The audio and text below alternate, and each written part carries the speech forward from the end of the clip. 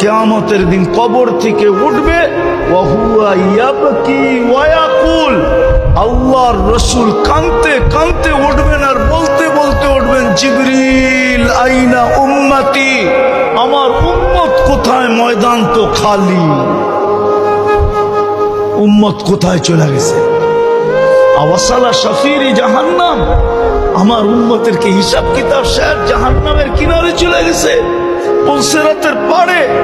জিবরিল সান্ত্বনা দিবে, মা শাক্কাল আরদা আহাদুন ইল্লা আনতা, আপনি ব্যতীত জমিনের উপরে কাউকে এখন পর্যন্ত উঠানো হয় নাই, না নবী না রসুল না কোনো উম্মত, আপনার উম্মতও ওঠে নাই, সর্বপ্রথম আপনাকে উঠানো হলো। আপনি শান্ত হন, যে রসুল কবর থেকে কাঁদতে কাঁদতে উঠলেন।